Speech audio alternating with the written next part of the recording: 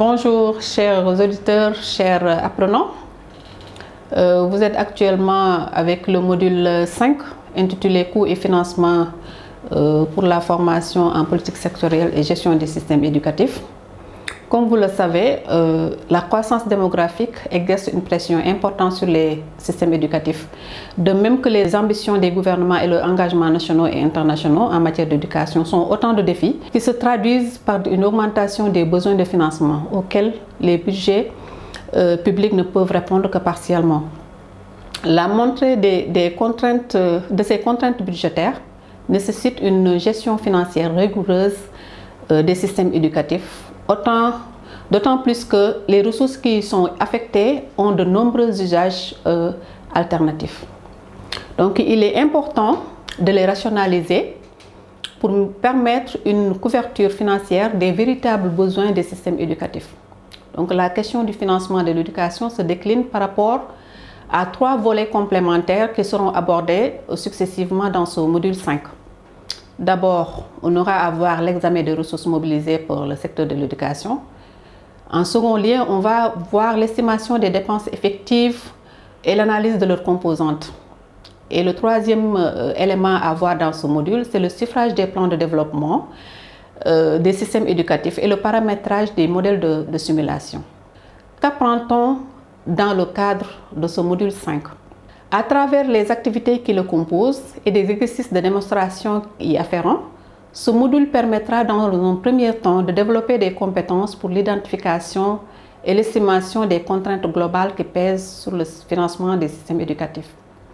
Donc, il vous fournira des connaissances nécessaires à la détermination et à la modélisation du volume de ressources qui pourra être disponible pour le secteur de l'éducation sur toute la période considérée. Dans un second temps, le module abordera l'estimation des dépenses effectives et l'analyse de leurs composantes à la suite de la projection des besoins en intrants nécessaires au développement quantitatif et qualitatif du système éducatif.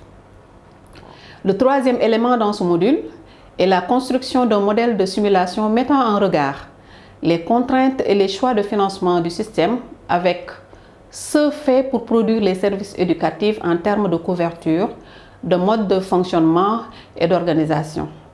Une meilleure compréhension des interactions entre les différents paramètres d'un modèle de simulation vous permettra de proposer des scénarios de politique éducative pour un niveau d'enseignement donné ou pour l'ensemble d'un système éducatif.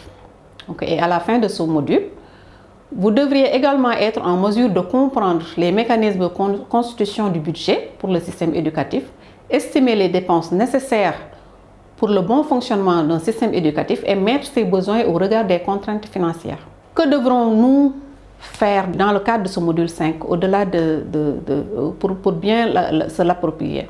Donc ce module est l'un des plus importants de votre formation en politique sectorielle et gestion des systèmes éducatifs. Les enseignements que vous avez reçus dans les modules précédents vont vous fournir des prérequis en termes de connaissances et de méthodes d'analyse pour bien l'aborder.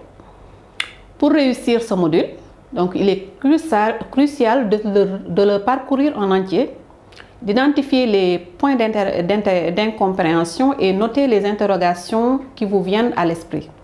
Donc vous disposez d'instances de discussion instantanées et différées à travers les webinaires, forums de discussion pour soulever vos questions auxquelles les tuteurs répondront. En espérant que ce module vous apportera des compétences relatives au coût et au financement de l'éducation, nous voulons vous assurer de notre entière disponibilité et notre disposition à vous accompagner dans votre apprentissage. Sur ce, je vous souhaite une bonne chance et un bon apprentissage.